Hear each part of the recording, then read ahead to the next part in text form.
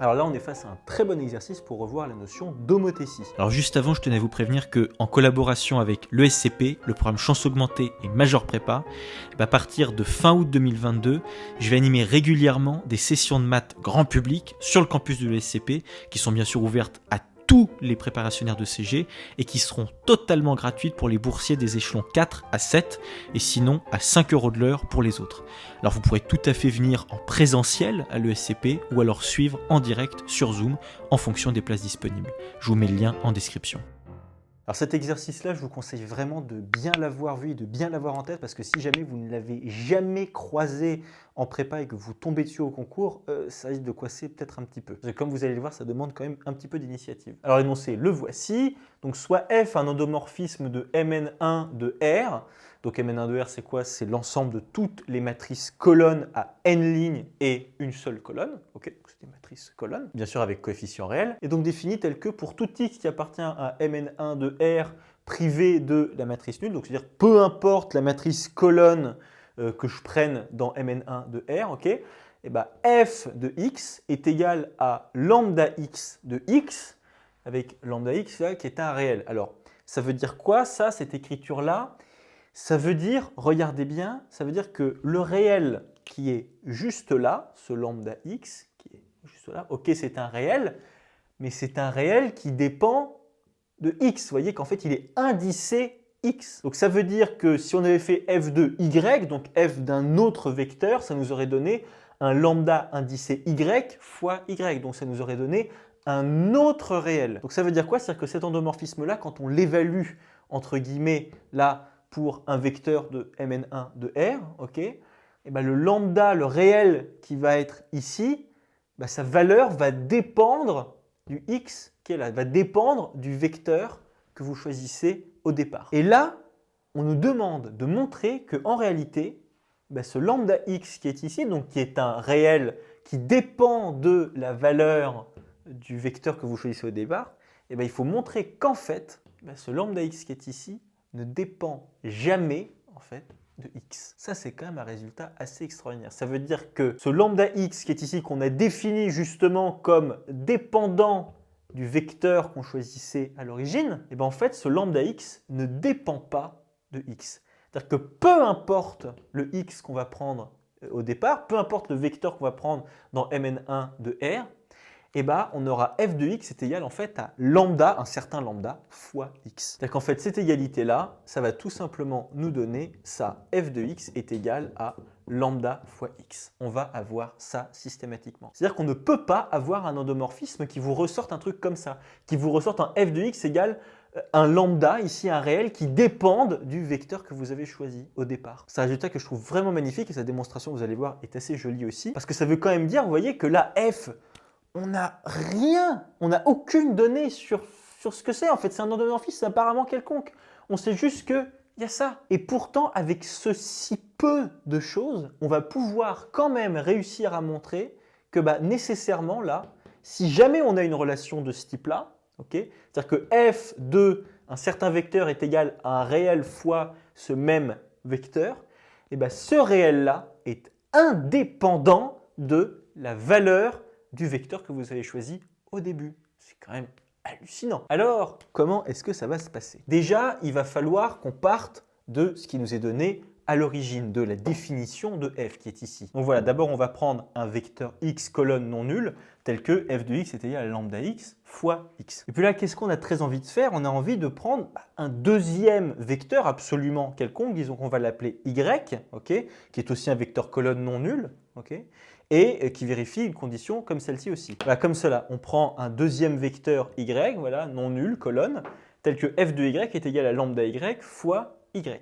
Alors pourquoi est-ce qu'on fait ça? Parce que nous, on veut montrer qu'en réalité, peu importe le vecteur que je prends au départ, je vais systématiquement trouver le même scalaire qui est juste là, indépendamment du vecteur que j'ai choisi. Donc en fait, ce qu'on va faire ici, c'est qu'en prenant deux vecteurs qui sont différents, okay, on va essayer de montrer que nécessairement lambda x est toujours égal à lambda y. Voilà, on peut rajouter quand même ce petit point avec x différent de y évidemment. Mais nous, chose importante, on veut montrer bien sûr l'égalité entre lambda x et lambda y, malgré l'inégalité entre x et y. C'est-à-dire que peu importe le vecteur que je choisis à l'origine, et ben nécessairement là, j'aurai systématiquement le même scalaire.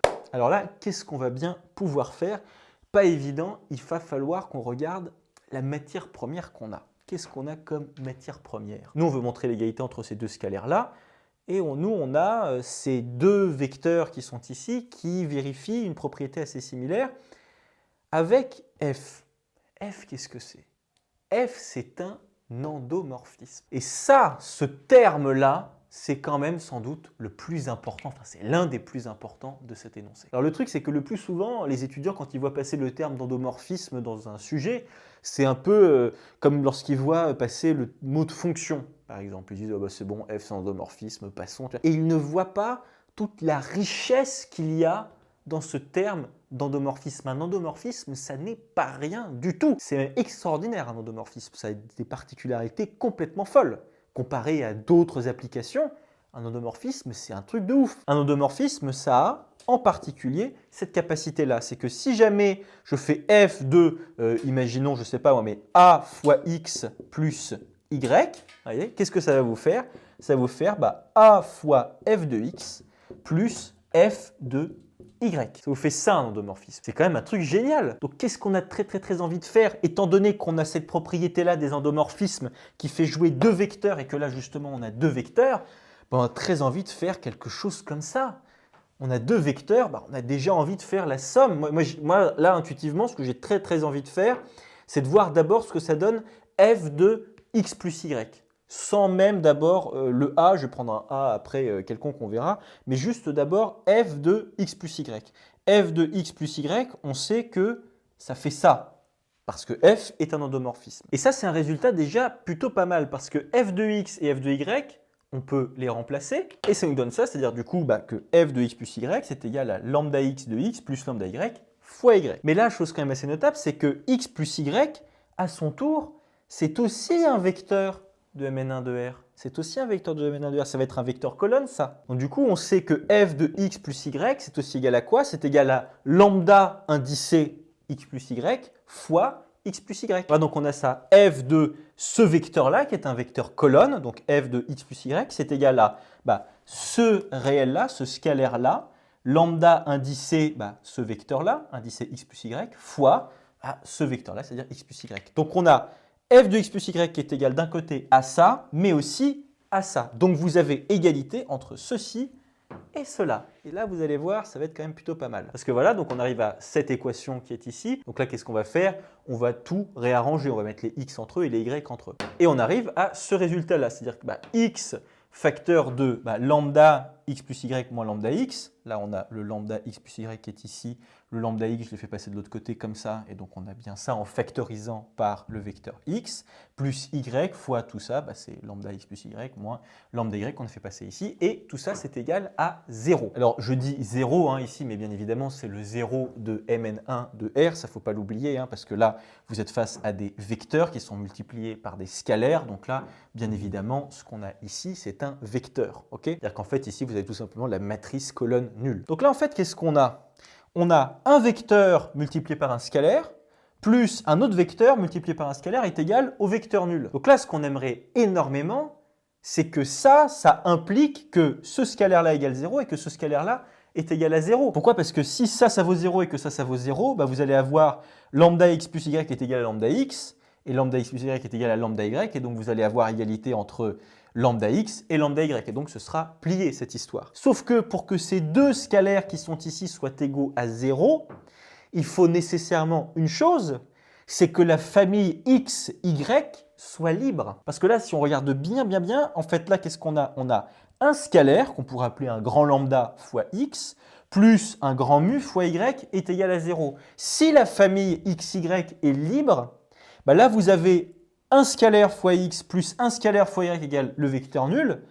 Si la famille est libre, ça veut dire que vos scalaires, là, obligatoirement, ils sont égaux à 0, de par la définition même d'une famille libre. Donc là, quand on arrive ici, on comprend qu'il va falloir qu'on fasse une disjonction de cas. Il va d'abord falloir qu'on traite le cas x et y est une famille libre, et là, vous allez voir, ça va filer droit.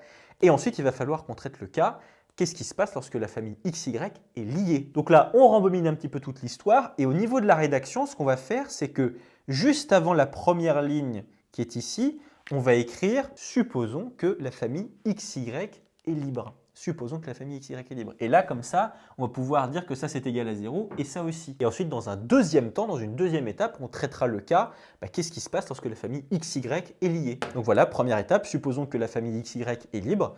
Alors là, maintenant, ça va être super parce que ça va impliquer nécessairement que ça vaut 0 et que ça aussi, ça vaut 0, puisqu'on a des vecteurs qui sont tous les deux non nuls, ok, des vecteurs colonnes non nuls, et là, on a des scalaires, donc c'est bon. Donc voilà, on arrive à ce petit système-là, donc c'est que le scalaire qui est ici vaut nécessairement 0. Attention, ici, c'est bien le 0 de R, hein, c'est pas le 0, c'est pas le vecteur nul, ok, hein, c'est bien le scalaire réel 0 ici. Et pareil ici, là, lambda x plus y moins lambda y vaut lui aussi 0, car la famille xy est libre. Donc on arrive à ce résultat-là, et donc vous avez nécessairement égalité entre lambda x et lambda y, puisqu'ils sont tous les deux égaux à lambda de x plus y. Et voilà, donc ça, c'est le premier résultat auquel on est arrivé, c'est que si jamais la famille xy est libre, alors nécessairement lambda x égale lambda y. C'est-à-dire que là, vous voyez, on est parti de deux vecteurs qui sont différents, qui étaient différents, ok, avec lambda x et lambda y qui étaient là, et on a bien montré que nécessairement lambda x égale lambda y. Maintenant, il reste à traiter le cas où la famille xy est liée. Donc voilà, c'est parti pour la deuxième partie, c'est-à-dire qu'on va supposer maintenant que la famille xy, elle est liée. Alors là, chose quand même très importante à bien remarquer, c'est que la famille xy, elle comporte simplement deux vecteurs. Il y a deux petits vecteurs dans cette famille-là. Et dire qu'une famille de deux vecteurs est liée, ça veut nécessairement dire que l'un des vecteurs s'écrit comme un certain réel fois le deuxième vecteur. C'est-à-dire dire par exemple que y est égal à a fois x par exemple. Voilà, donc ainsi il existe un réel a non nul. Non nul, ça c'est très important parce que vous savez que x et y là, ils appartiennent à Mn1 de R privé du vecteur nul, donc A il ne peut pas être nul, ok.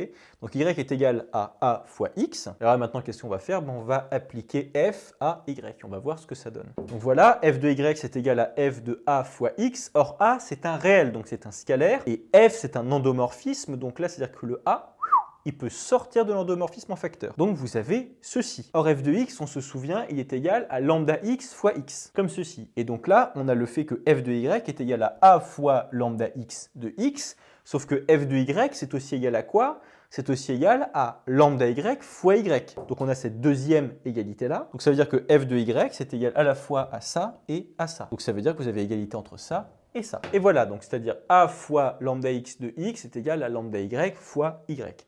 Alors là, on se dit, oula, mais comment est-ce qu'on va faire pour avancer? Là, il ne faut pas oublier tout ce qu'on a, et on a supposé ça. On a supposé aussi que y est égal à a fois x. Donc là, on peut remplacer y par a fois x. Or là, c'est plutôt pas mal, parce que ici et là, vous avez le même vecteur non nul qui est x, multiplié ici par un scalaire et ici par un scalaire. Donc ça veut dire quoi? Ça veut dire que vous avez égalité entre ce scalaire et ce scalaire. Donc voilà, a fois lambda x est égal à a fois lambda y. Et là, qu'est-ce qu'on a très envie de faire? On a envie de diviser par a. Est-ce qu'on a le droit de faire ça? Oui, oui, oui, on a le droit. Parce que a, c'est un réel non nul. On se souvient, y est égal à a fois x. A, il est non nul. Donc on peut tout à fait diviser par a car a est non nul. Et donc vous avez lambda x qui est égal à lambda y. Car a différent de 0, il faut bien le préciser ici, c'est très important. Et donc là, c'est terminé parce que ça veut dire que la famille xy soit libre ou liée, dans tous les cas, on arrive au fait que lambda x est égal à lambda y.